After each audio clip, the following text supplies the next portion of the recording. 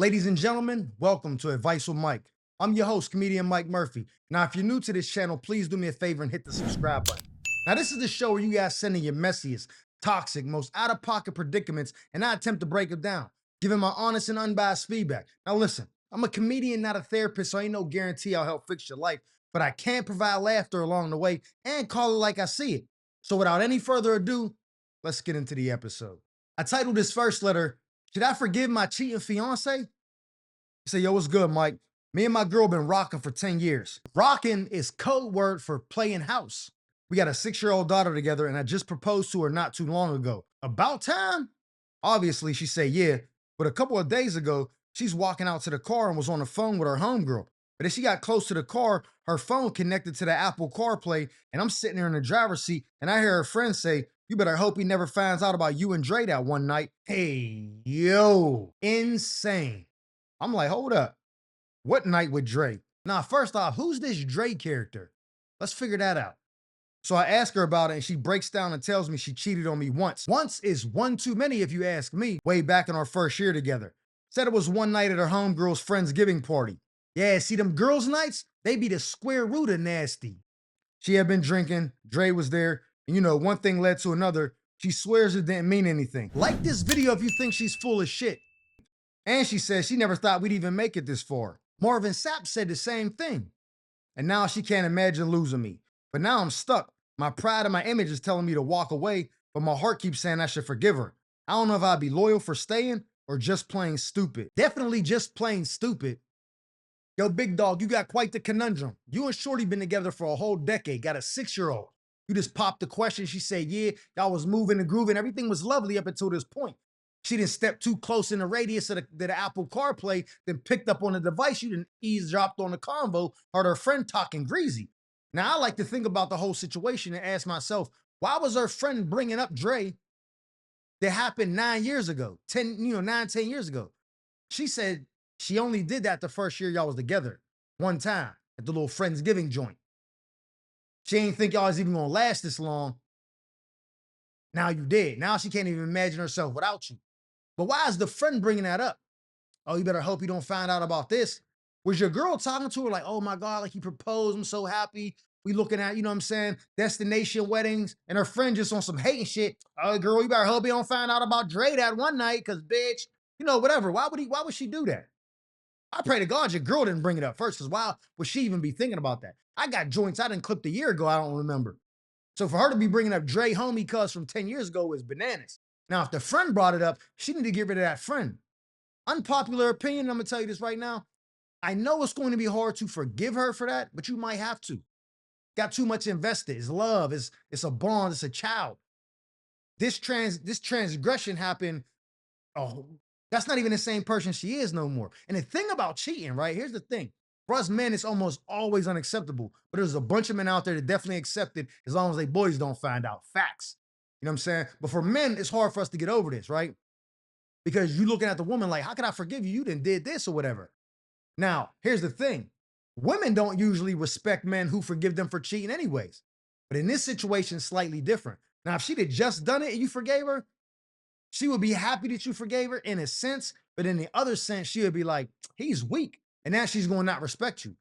So just on the sake of protecting, you know, your whole, your mental well-being and not getting violated again, you have to curve her, raise your daughter, you know what I'm saying, and just not be with her.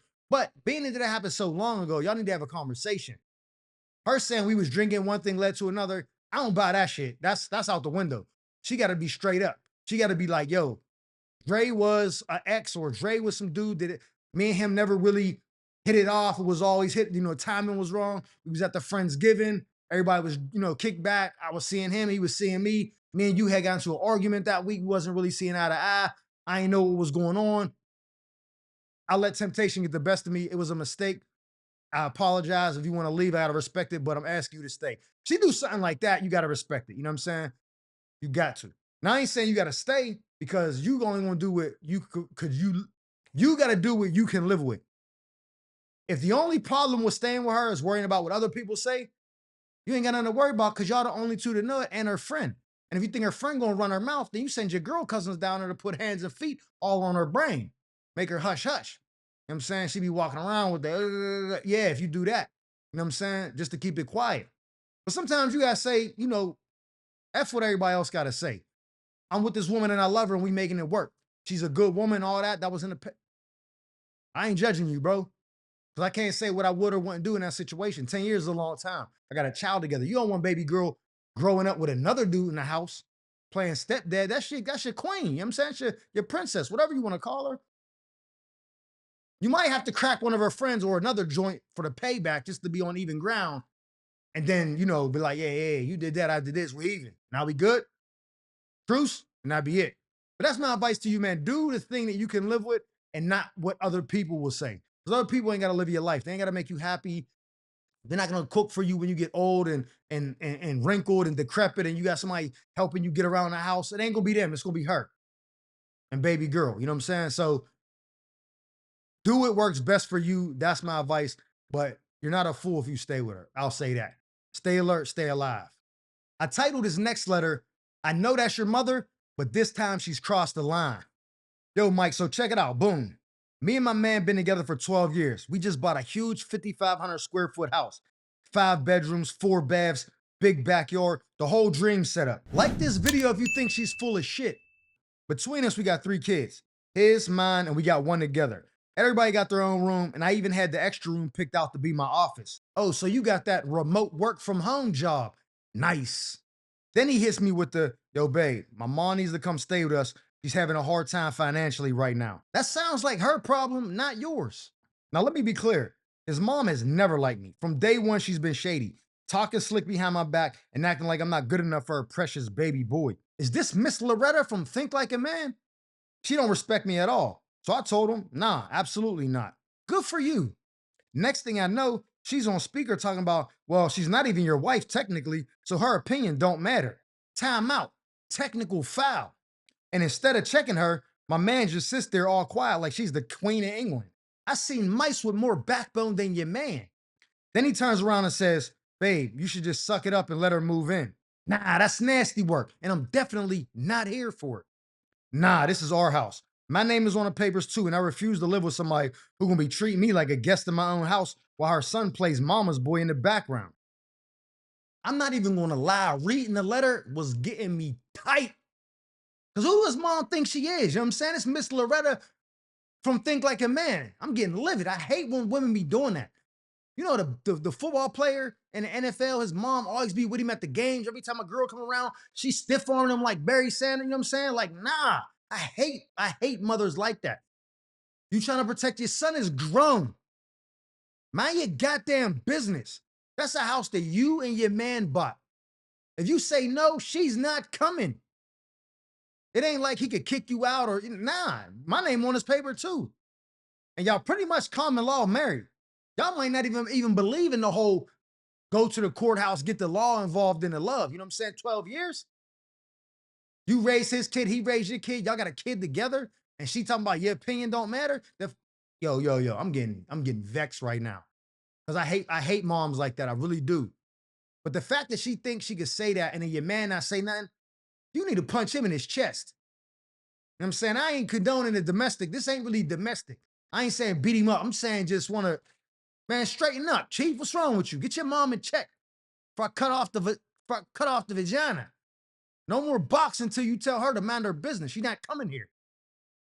Financially, oh, she better go find out what Mr. Henry's doing. Go see if Nate can get her out of a bind, but she ain't coming here. She don't respect me. She's not coming here. I had a situation. I was engaged. Me and my woman bought a house together. My mom was staying with us for a little bit. She ended up leaving. She came back one day, get her stuff. My girl was taking a nap. She was like, yeah, and she ain't coming open the door when I was there. I said, that's her goddamn house. Get your shit and leave. You talking to her like that in our house. This her house. My mom was like, never happened again.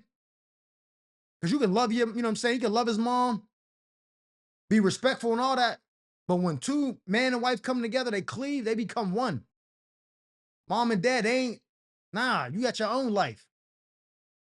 So yeah, you ain't even doing nothing wrong. Have a conversation with him. Yo, she's not coming. End of story. Now, if you want to help her somehow financially to figure that out, cool. She's not coming here.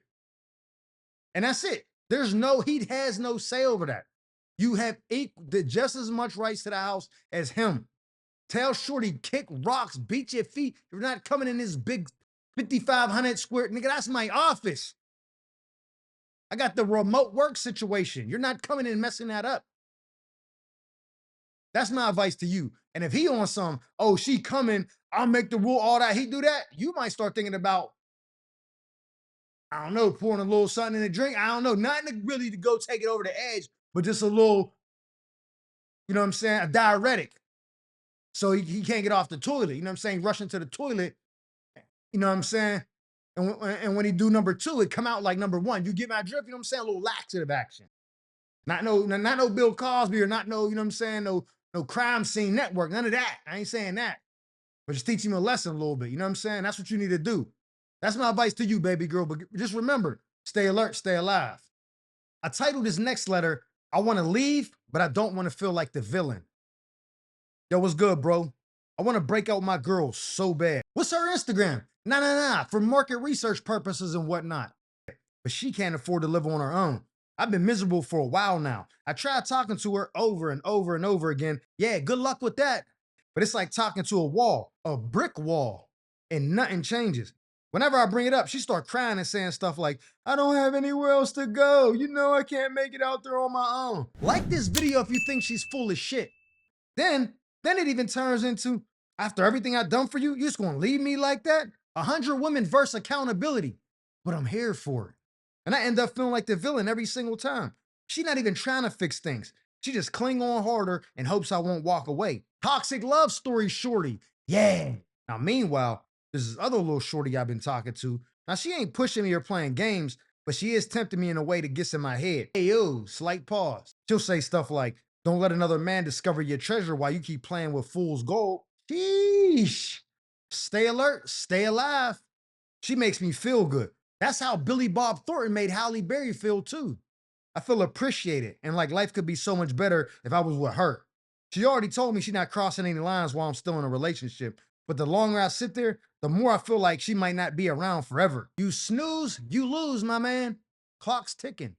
And I'm stuck. Part of me feels guilty for ever thinking about leaving, and the other part of me feels like I'm wasting my life trying to save somebody who don't even want to save herself. Hey, my boy, this is cut and dry. You miserable, you're not happy, y'all don't have kids together, leave her. Even if you and the other girl don't even work out, that doesn't mean you should stay in a place that you're not happy, bro. Oh, I can't afford it. She'll figure it out. Let her family help. Even if you want to even just be slightly nice, say, yo, I give you 60 days. Stay in the crib, stack up or whatever, but on the 60th day, you got to go. Then you tell Shorty, yo, we broken up. She kind of, her funds is inconsistent right now. You know what I'm saying? Not inconsistent, I'm bugging, insufficient. So I'm giving her the 60 piece to stack the cheese up, but then she's out of here, but we done. We over with. Now, girlie gonna be like, nah, when she leave, then I'll let you explore the womb of the water. You know what I'm saying? She ain't gonna let you bake her buns yet because Shorty's still there. I get that. Cause see, in her mind, she thinking one night you gonna lay down, clap cheeks. She ain't doing all that. She wanna wait for Shorty to be out the picture. Respect. You could do that. And by doing that, you'll kind of like put a little placeholder on Shorty. She ain't gonna want to move on knowing that you actually left her. You just giving her the 60 piece because now there's a definitive date. Like, oh, this date, he mine. And then Shorty out the way. So you might even want to do that if you feel bad. But I'm gonna tell you right now, man, you can give her a week. Yo, you got a week. Call your mom, your dad, your uncles, whatever. You gotta go. I had many, countless conversations with you, and you still haven't changed. This is on you now. It ain't like you just woke up one day, met the new joint, came home like, yeah, you gotta go. That's crazy. She had no warning. She like, I thought we was good. Nah. I've been miserable for a while. You never told me? Yeah, I thought about it though. Nah, that's bugging. Can't do that. That's out of pocket. You got to give her the warning. You know what I'm saying? You got to create the paper trail like at a job. Oh, we wrote you up 3 times. You're fired. They just pull you into the office one day. Yeah, you've been messing up. I know we didn't tell you, so you couldn't fix it, but you got to go. Nah, now you down at the union filing a grievance. You know what I'm saying? Now y'all going through arbitration. But you did the paper trail. She still ain't make the changes. Now she got to go. You got to be happy. Y'all don't got no kids together. She definitely got to be out. She can't live on her own. Well, that sound like go get on government assistance or whatever. They'll look out for you. You ain't my problem. Go be with Shorty that you happy with. See how that works. See how your life feels much better. And let Shorty go. She'll be all right. Everything works out in the end anyways. You know what I'm saying? And when she leaves out the house, look her in the eyes. Say, baby, I just want you to know this. Stay alert, stay alive. Ladies and gentlemen, that concludes this episode of Advice with Mike. I'm your host, comedian Mike Murphy. I hope you guys enjoyed me as much as I enjoyed you. And if so, please do me a favor and hit that subscribe button. Like this video. Matter of fact, leave a comment telling me what advice you would have gave them. And who knows, maybe you got your own toxic tale to tell about a messy friend or an entanglement you need help untangling. If so, feel free to write us a letter at the email provided below, and we'll read it in a future segment of Advice with Mike. Now, with that being said, our time together has come to an end. But always remember, stay alert, stay alive.